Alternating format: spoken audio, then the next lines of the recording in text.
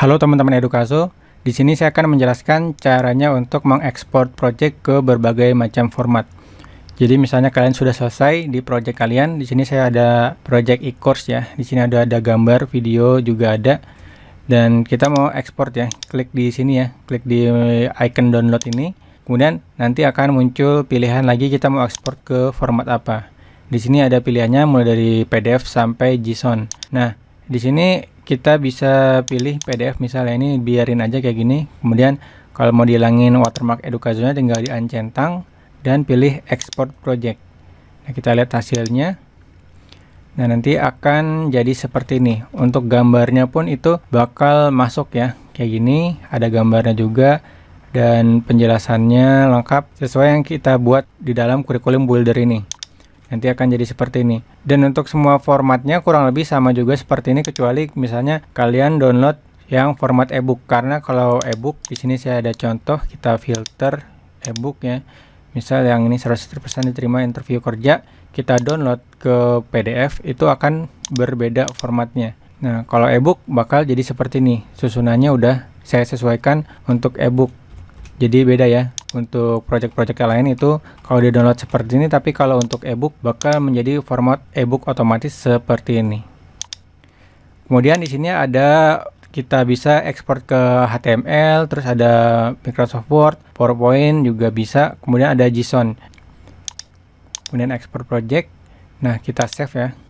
Nah, kalau di download kita bisa duplikat itu ya, ataupun kita kasih filenya ke orang lain supaya nanti bisa diimport dari sini.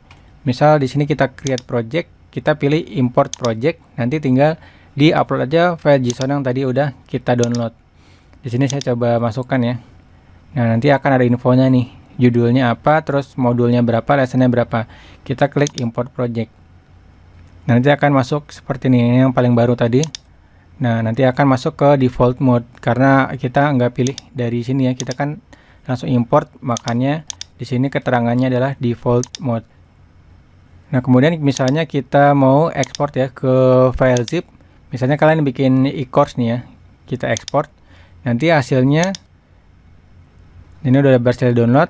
Nanti hasil downloadnya akan seperti ini, ada readme-nya juga. Nanti ini untuk keterangan dari keseluruhan yang ada di project ini. Kemudian ada mulai dari chapter 1 sampai chapter 4, ini udah lengkap. Di dalamnya ada lesson 1 sampai lesson yang sudah disesuaikan juga ya. Ada gambarnya juga udah dimasukin. Jadi misalnya kalian lagi bikin e-course gitu ya, butuh folder-foldernya, bisa kan buat naruh video-videonya ataupun konsep recordingnya. Jadi ini udah tersusun rapi, udah saya siapin. Kalian tinggal action aja, tinggal recording, masukin ke sini. Dan di sini juga ada panduan dari masing-masing lessonnya, itu isinya apa aja.